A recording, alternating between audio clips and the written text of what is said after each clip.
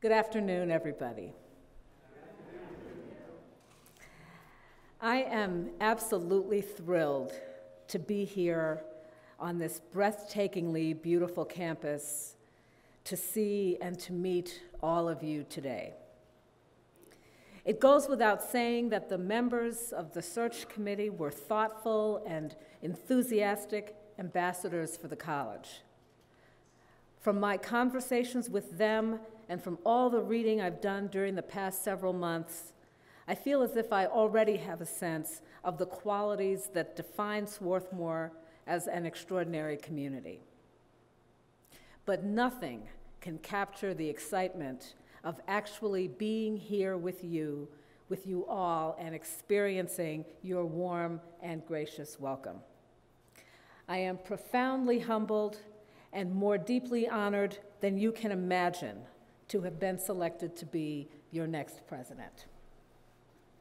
I'd like to thank Rebecca Chopp, Swarthmore's 14th president, and Connie Hungerford, the interim president, for their outstanding leadership of the college over the past 6 years. I feel enormously fortunate to have as my guiding documents the ambitious strategic plan and campus master plan that the Swarthmore community developed during these years with such great care, consideration, and consultation. I look forward to building upon and building out from these plans in the years to come. President Hungerford has led the college with exceptional judgment and wisdom during her term as interim president. Her outstanding stewardship will ease my transition into my new role, and I will always be grateful to you, Connie, for your efforts.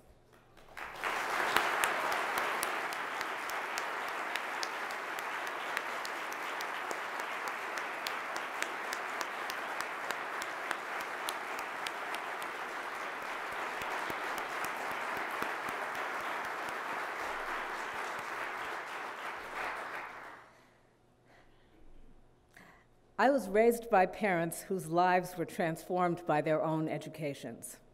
They devoted their lives to educating others.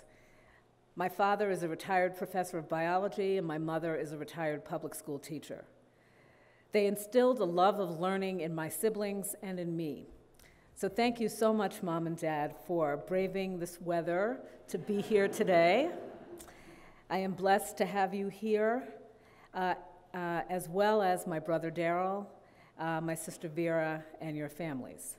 I'm delighted that you all will have a chance to meet and greet them as well. Last September, Salem and I met in Princeton for a preliminary conversation about Swarthmore's search for its next president. I'd done my background research in preparation for this conversation, so my interest was already piqued.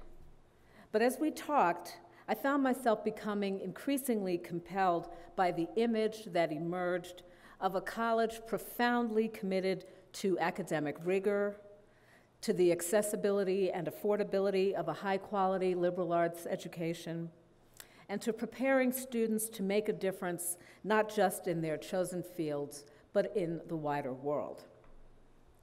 During the course of my subsequent conversations with the members of the search committee and then with representatives of the student body, faculty, and staff, I gained a deep appreciation for the passionate commitment that binds all of you, as well as the alumni, to this special community. And I was particularly moved by the amazing numbers of alumni who have dedicated their lives and their work to serving the common good.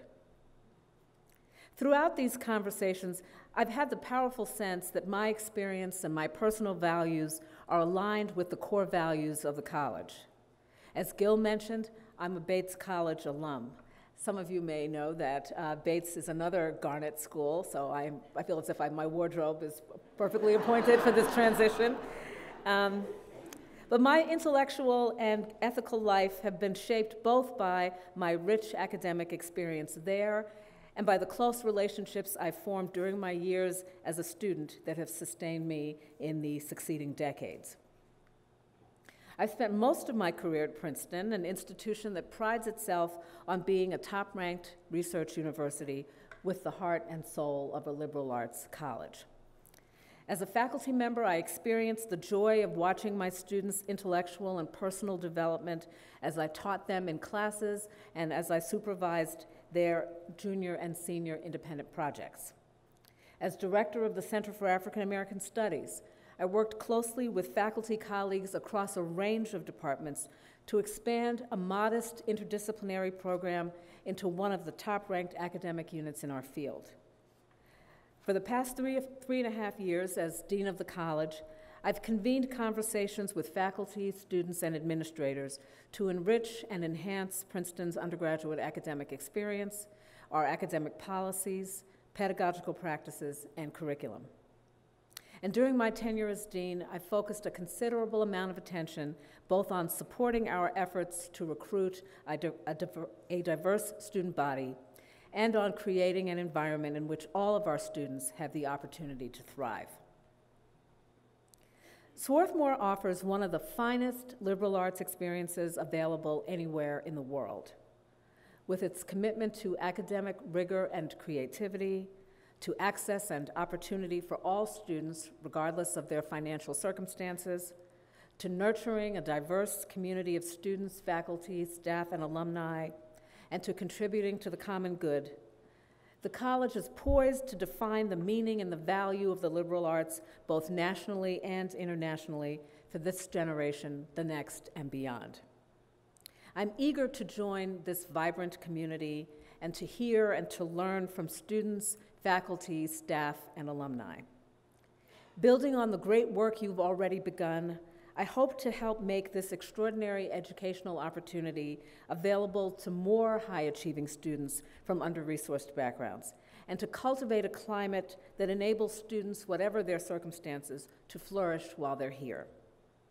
I hope to extend the college's efforts to build a more inclusive environment for students, staff, and faculty, to invest in more innovative pedagogical practices, and to cultivate national and international research and conversation about the value of a liberal arts education. I also want to explore ways to deepen connections between students' academic and extracurricular lives and to forge new academic and service opportunities beyond the campus. And as we strengthen our connections beyond campus, I also welcome the opportunity to form new friendships and enhance our already strong partnerships with Swarthmore Borough officials and our neighbors. So 5 months after that fortuitous first meeting with Salem, I feel extraordinarily blessed, honored, and humbled to have been invited to join this community. I'm eager to get to know all of you and to work with you and all members of the Swarthmore community to imagine together the future of this great college, to expand its reach, and to bring our dreams for it into being. Thank you very much.